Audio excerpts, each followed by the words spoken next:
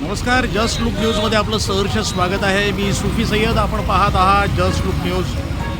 हे जे दृश्य आपण पाहत आहात समोरचं, या ठिकाणी कालच्या या एका पावसामुळं नगरमध्ये जे विध्वंस झालं आहे आणि त्यामुळं रस्त्यावरती असंख्य ठिकाणचे झाडं कोसळलीच. त्याचप्रमाणे या ठिकाणी आपण जे बघता आहात, इलेक्ट्रिकचे पोलसुद्धा या ठिकाणी पडलेले, आडवे झालेले दिसत आहेत. प्रश्न असा आहे की फक्त एका पावसामुळं या ठिकाणी हा जो विध्वंस झालेला आहे आणि अशा पद्धतीचं या ठिकाणचं जे आपण बघतो आहोत की हे रस्त्यावरती पडलेल्या तारा, विखुरलेल्या तारा, त्याचप्रमाणे पडलेले झाडं आणि त्या ठिकाणी आता एक ते रिपेअर दुरुस्त करण्यासाठी आलेलं त्याचं एक साहित्य घेऊन आलेलं एक ट्रक आणि त्यांचे आलेले जे कर्मचारी आहेत त्यांना आपण पाहत आहोत. आणि या कर्मचाऱ्यांमध्ये जी अनास्था दिसते आहे की ते इतकं व्यवस्थितपणे काम करत आहेत. सद्यस्थितीला माझा असा प्रश्न पडला की मी सध्या जपानमध्ये राहतो, चायनामध्ये राहतो की कुठे राहतो म्हणून. आणि आपण ना चक्क भारतात आहोत. भारताची ही जी परिस्थिती आपण पाहिली तर आपल्या देशाची परिस्थितीसुद्धा या कोसळलेल्या खांबासारखी झालेली दिसतीये सध्या.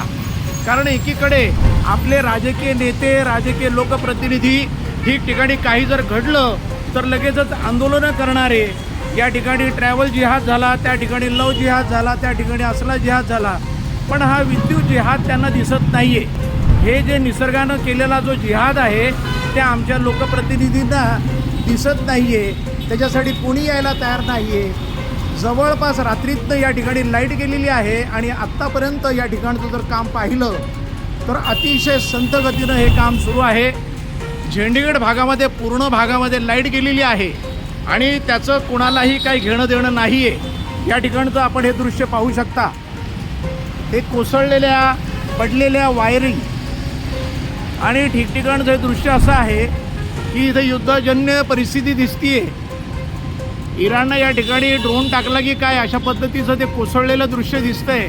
आणि रात्रीत आत्तापर्यंत कोणीही याकडे कानाडोळा केलेला दिसतो. एकही विद्युत केंद्रातला कुठलाही अधिकारी या ठिकाणी मला दिसलेला नाही आहे. हा अशा पद्धतीनं जर हे काम चालू राहिलं तर मला नाही वाटत की संध्याकाळपर्यंत हे काम पूर्ण होईल. कारण आतमध्ये ना त्यांचे जे कर्मचारी आहेत निवांतपणे बसलेले आहेत. कोणी गप्पा मारतोय, कोणी तंबाखू खातंय, कोणी काय करतंय, कोणी जेवण करतंय. अशा या कासोगतीनं जर हे काम चाललं तर मला नाही वाटत हे काम अजून 2 दिवस हे खांब सरळ होईल. कारण अनास्था इतकी आहे. विधान परिषदेची निवडणूक लागली, सगळे नेते, लोकप्रतिनिधी तिकिटासाठी त्या ठिकाणी गेलेले आहेत, पण या ठिकाणी कोणाचंही लक्ष या ठिकाणी दिसत नाही आहे. सद्यस्थितीला नगरकरांना वाऱ्यावर सोडल्यासारखी ही परिस्थिती दिसतीये. ही परिस्थिती तुम्ही पाहू शकता. वायरी लोंबकळलेल्या अक्षरशः रस्त्यावरती लोळत आहेत, झाडं पडलेली असंख्य.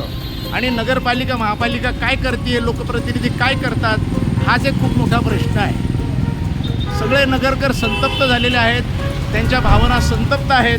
लोकांचा उद्रेक होण्याअगोदर नगरची ही परिस्थिती सुधारावी एवढीच एक सगळ्या नगरकरांची माफक अपेक्षा आहे. मी सुफी सय्यद, प्रसार माध्यम जस्ट लुक न्यूज.